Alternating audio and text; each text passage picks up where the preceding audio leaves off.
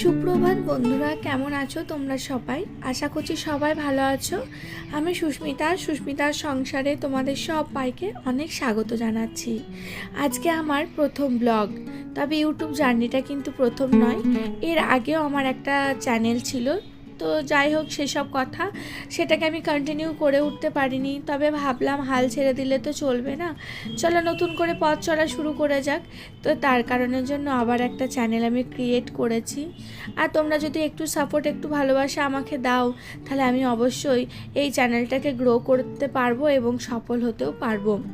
এই যে আজকে হচ্ছে রবিবার, আর এই যে সকাল সকাল নিজের কাজকর্মে স্টার্ট করে দিয়েছি আর কি। আর হাজব্যান্ড আর ছেলে এখনও ওঠেনি, এখন বাজে হচ্ছে ওই সকাল 6টার মতো। তো ঘুম থেকে উঠে এরকম শান্ত নিরিবিলি পরিবেশে কাজ করতে আমার বরাবরই খুব ভালো লাগে। আর এই যে বাড়িতে মানে সবাই উঠে পড়ার পরে না বেশ কাজগুলো এক মনে করা যায় না। তো সবাই মানে কে কে আমার মতে একমত অবশ্যই কিন্তু কমেন্ট বক্সে জানাও। আর তোমরা সবাই কেমন আছো অবশ্যই কমেন্ট বক্সে জানাবে। আর আমি জানি না আমি কতটা ভালো ভিডিও তোমাদেরকে দিতে পারবো, বা আমার ভিডিওগুলো তোমাদের কতটা ভালো লাগবে। তবে যদি ভালো লেগে থাকে অবশ্যই একটি লাইক করে যেও, আর কমেন্ট বক্সে জানিও কেমন লাগছে। আর যাদের ভালো লাগবে না তারা প্লিজ আমার ভিডিওটাকে ইগনোর করো। এই যে সকালে মানে যে টুকটাকি কাজকর্ম থাকে আর কি, সকালে উঠে আমি আগে প্রথমে জানো তো সব ঘরে জানলাগুলোকে খুলে দিই। তার কারণ সকালবেলার যে একটা স্নিগ্ধ হাওয়া বয় মানে নিরিবিলি পরিবেশে, সেটা আমার খুব ভালো লাগে। আর এই যে সকালবেলার দিক দিয়েই না একটু ঠান্ডা ঠান্ডা হাওয়া দেয়। তারপরে তো খুবই গরম, তাই না? আর কলকাতাতে এখন অসম্ভব গরম পড়েছে, বাইরে তো বেরোনোই যায় না সকাল 10টার পরে। আর আমি যেহেতু টপ ফ্লোরে থাকি তার জন্য আমার গরমটাও একটু বেশিই লাগে বলতে পারো। আর এই যে এখন মোটামুটি আমার সোফাটা গোছানো হয়ে গেছে, আর এরপরে চলে এসেছি সকালে চা করার জন্য। হাজব্যান্ড আর ছেলে এখনও ওঠেনি, যেহেতু রবিবার তাই ওরা আর রবিবারের দিনে একটু লেটেই ওঠে। আমিও বরঞ্চ একটু লেটেই উঠি, কিন্তু আজকে আমার ঘুমটা একটু তাড়াতাড়ি ভেঙে যাওয়ার কারণে আমি উঠে পড়েছি।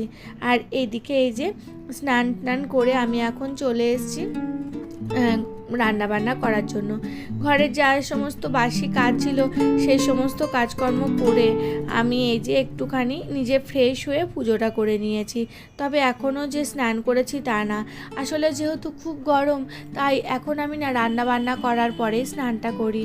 আর আজকে করব হচ্ছে একটু তেতো শুক্তো, তার জন্য এই যে বেগুনগুলোকে প্রথমে একটু মানে ভেজে নিলাম। আর যা যা সবজি রয়েছে সবগুলোকে মোটামুটি একটু একটু করে ভেজে নেব। তো তোমরা কোত্থেকে আমার ব্লগ দেখছো সেটা অবশ্যই কমেন্টে জানাতে কিন্তু ভুলো না, ঠিক আছে? আজকে যেহেতু আমার ইউটিউব জার্নির প্রথম ব্লগ, আজকের ব্লগটা দিয়েই আমি ইউটিউবের মানে জার্নিটা শুরু করছি। কতটা ভালো তোমাদের লাগবে আমি জানি না, ঠিক আছে? যদি কোনো ভুল ত্রুটি হয়ে থাকে তাহলে অবশ্যই ক্ষমা করে দিও। আর আগামী দিনে আরও ভালো ভালো ব্লগ তোমাদেরকে উপহার দেওয়ার আমি চেষ্টা করব, যদি তোমাদের সাপোর্ট পাই। এর আগের যে চ্যানেলটা আমার ছিল সেই চ্যানেলে আমি রোজ ব্লগ দিতে পারিনি, মানে একটু ইরেগুলার হয়ে যাওয়ার কারণে আমার ভিউজ কমে গেছিলো, রিচ কমে গেছিলো।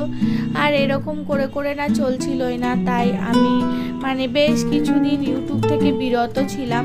তারপরে এই যে আবার ইউটিউব জার্নিটা আমি স্টার্ট করেছি।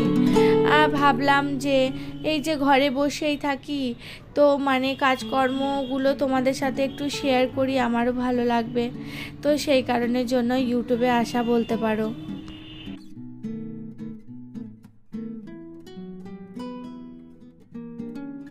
তো চলো বন্ধুরা, আমি আমার সম্পর্কে তোমাদেরকে কিছু বলি। আমি হলাম সুস্মিতা। আমি আর আমার হাজব্যান্ড, আমার ছেলে, আমরা কলকাতাতে থাকি, তবে আমাদের গ্রামের বাড়ি হচ্ছে বীরভূমে। তো আমার একটা 9 বছরের ছেলে আছে, আর সে এখন ক্লাস 4-এ পড়ে। তো এই হচ্ছে আমাদের একটা ছোট্ট ফ্যামিলি। তো এই ফ্যামিলির মধ্যে যে প্রত্যেক দিনের কাজকর্মগুলো রয়েছে সেগুলোই আমি আমার ব্লগের মাধ্যমে তোমাদের সাথে শেয়ার করব। আর এই যে অনেকটা যেহেতু কাজ করে ফেলেছি, তাই একটুখানি ঠান্ডা ঠান্ডা লস্যি করে খেয়ে নিলাম।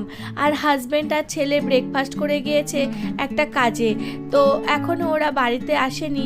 তো আমি ভাবছি যে রান্নাবান্নাগুলো এই সুযোগে আমি করে নিই, যেহেতু খুব গরম। আর ফ্ল্যাটের মধ্যে বুঝতেই পারছো, ফ্ল্যাট তো ছোটই হয় তাই না, আর আমার ফ্ল্যাটটাও যেহেতু খুব একটা বড় না, ছোটোর মধ্যেই, তাই রান্নাবান্না করলে না একটু ধোঁয়াগুলো বেশি হয় বলতে পারো। আর আজকে করব হচ্ছে এই ছোট মাছের ঝাল। ছোট মাছ খেতে না আমার হাজব্যান্ড খুব ভালোবাসে, তবে ছেলেটার জন্য খুব একটা ছোট মাছ আমরা খেতে পারি না। যেহেতু আজকে রবিবার, তাই ভাবলাম যেহেতু কালকে রাত্রিবেলা না আমরা চিকেন খেয়ে নিয়েছি, তাই আজকে মাছ করেছি। না হলে সানডেতে মোস্টলি আমাদের বাড়িতে চিকেনই হয় বলতে পারো। কারণ এই যে ছেলেটা না প্রত্যেক দিন রাত্রিবেলায় শুধু ভাত খেতে পায়, দুপুরবেলা যেহেতু ভাত খায় না, স্কুলে যায়, তাই আমরা ভাবি এই যে রোববারের দিনে একটু কিছু ভালো মন্দ রেঁধে ওদেরকে খাওয়ানোর চেষ্টা করি। হাজব্যান্ডের কথাই বা কী বলবো, ও তো সেই অফিস যাওয়ার সময় তাড়াতাড়ি মানে নাকে মুখে গুজে অফিসে চলে যায় তাড়াহুড়ো করে, খাওয়াটা বেশ ভালো করে হয় না। তাই রোববারের দিনে আমি চেষ্টা করি ওদেরকে একটু ভালো রান্নাবান্না করে দেওয়ার জন্য। আমার হাজব্যান্ড নাই ছোট মাছ, গাটি কচু, তারপরে বলতে পারো একটু ওই যে কুমড়ো, তারপরে এমনি তিতো টেতো খেতে খুবই ভালোবাসে।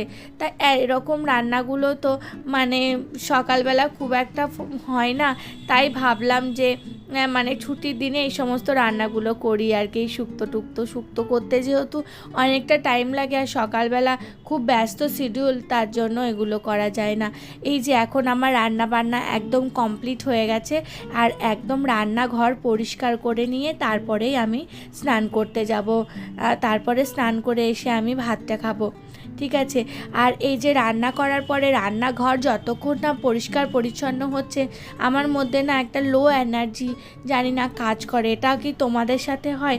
আমাকে কমেন্ট বক্সে জানিও তো। আর এই যে রান্নাঘর পরিষ্কার পরিচ্ছন্ন টিপটপ থাকলে না আমার কাজের এনার্জিটা জানি না হট করে কিভাবে বেড়ে যায়। মানে আমাকে যতক্ষণ কাজ করতে বলবে আমি ততক্ষণ কাজ করতে পারবো, কিন্তু ওই অগোছালো নোংরা রান্নাঘরে না আমি একদমই কাজ করতে পারি না। জানি না এটা সবার সাথে হয় নাকি এটা আমার সাথেই হয়। আর এখন এই যে আমি ভালো করে গ্যাসের তলাগুলো পরিষ্কার করে নিচ্ছি। এখন একবার আমার গ্যাস মুছি, আর রাত্রিবেলা রান্না করার পরে আমাকে আবার পুরো কিচেন কিন্তু পুনরায়